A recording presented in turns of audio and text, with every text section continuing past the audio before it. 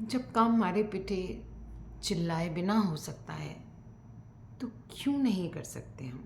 हमारे अंदर वो काबिलियत है। आपने सरेंडर क्यों कर दिया है कि हम मारते नहीं हैं, चिल्लाते नहीं हैं, डांटते नहीं हैं तो सुनता ही नहीं है? तो वो बना ऐसा कैसे है? पॉइंट नंबर 1 समझने की बात है कि हम उसकी माँ हैं या वो हमारा माँ बाप है? हम है ना। तो जितना भी कंट्रोल हमारे हाथ में, हम कंट्रोल को छूटने दे रहे हैं, इसका मतलब चेक हमें रखना है। हम कहीं ना कहीं कमज़ोर पड़ रहे हैं, इसीलिए कंट्रोल हमारे हाथ से छूट रहा है और हम उसको फिर गलत तरीके, चिल्ला चीख मार पीट से हम उसको कंट्रोल करना चाहते हैं। आप ज़रा ये सोच के देखो कि आपके साथ ऐसे चीख चिल्लाट और मारपीट से काम करवाया जाए तो आप कितना काम करोगे? आपको कैसा लगेगा? वो बच्चा है, हमने भी तो मार खाई है। ऐसे कौन से, हमने तो कभी माँ बाप को ऐसा पलट के जवाब नहीं दिया। समझना ये ज़रूरी है कि हमारे माँ बाप हमको मारते थे, पीटते थे। See it's not 10, 15, 20 years back, it's years back. तब जब मैंने मार खाई है ना, तो इंटेंशंस अलग होते थे। हम 4, 5, 6, 7 भाई बहन होते थे, राइट? हम खुद 4 थे।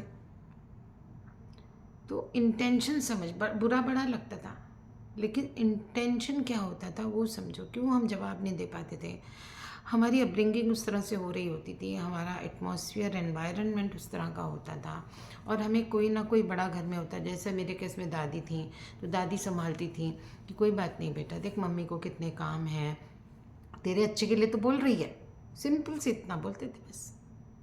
अब हमने जब, आप पेरेंट्स जो सुन रहे हैं, आपने जब मार मार खाई होगी, तो मोस्ट ऑफ द केसेस जो मेरे सामने आते हैं उसमें क्या है कि आपके पेरेंट्स, मदर भी वर्किंग रही हैं बहुत केसेस में।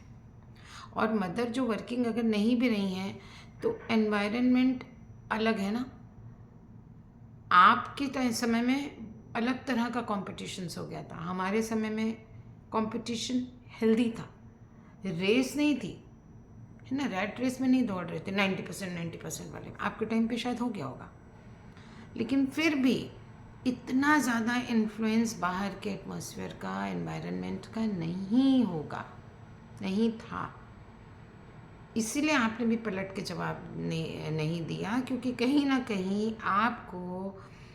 आपको संभाला गया। आपके घर में शायद कोई एल्डर पर्सन रहा होगा, या टीचर से, कहीं से भी। पापा, मम्मी ने डांटा तो पापा ने संभाला, पापा ने मारा तो मम्मी ने संभाला। इससे आपको कहीं ना कहीं स्ट्रेस रिलीफ मिला होगा। लेकिन आज ये प्रॉब्लम सबसे ज़्यादा क्यों आ रही है? क्योंकि मोस्ट ऑफ द केसेस में बच्चा सिंगल है, फैमिली न्यूक्लियर है। तो उसको कॉम्पेंसेट अब आपको करना पड़ेगा। आपको उसी तरह से, बच्चे की एज कुछ भी होने दो, उसी तरह से बच्चे से बात और बिहेवियर करना है जैसे आप खुद से चाहते हो, जैसे आप एक अडल्ट से करोगे। उसकी इंसल्ट तो नहीं करोगे ना। इंसल्ट करोगे तो रिश्ते बनेंगे कैसे? रिश्ते आपको बनाने हैं। आपका बच्चे का ये जन्म का रिश्ता थोड़ी है, जन्म जन्मांतर का रिश्ता है। और समझिए ये चीज़ कि आप एक नहीं हो, आप 2 हो। आप एक वो हो जो आप बच्चा पैदा होने के पहले थी पर्सनालिटी। अब आप जो हो वो पर्सनालिटी मदर है। And there is a huge difference like earth, heaven and heaven, fire and water. तो आपको समझना ये बहुत बहुत ज़्यादा ज़रूरी है कि मदरहुड में आपका बिहेवियर बच्चे के साथ टग ऑफ वॉर जैसा होना चाहिए,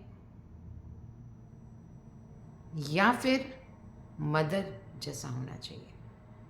एक बहुत हाई लेवल का पर्सन इन छोटे बच्चे को जिस तरह से आपने पैदा किया, जिस तरह से आपने उसको फर्स्ट फीड कराया, जिस तरह से आपने उसको फर्स्ट 1, 1.5 साल 2 साल तक पाला, एक सपोर्ट दे के, एनकरेजमेंट दे के उसकी पर्सनालिटी को बिल्ड किया, वही करना है।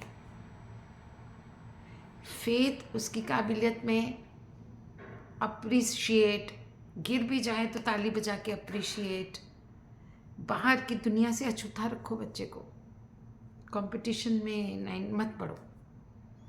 उसके आप इंटरनल कॉन्फिडेंस जो उसके अंदर की जो पोटेंशियल है उसको आप जागरूक रखोगे ना, तो आपका बच्चा कहाँ का कहाँ जाएगा, आपके रिलेशनशिप्स इतने स्ट्रेंथन होंगे और माइलस्टोन्स पे माइलस्टोन्स अचीव करता जाएगा।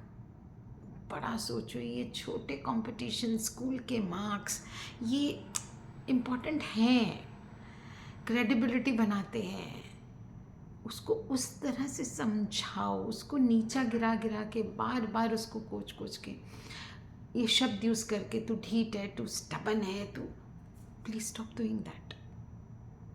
जब आप खुद पे काम करोगे ना, आप मदरहुड को डेवलप करोगे ना अपने अंदर, बच्चे में रिफ्लेक्शन अपने आप दिखेगा।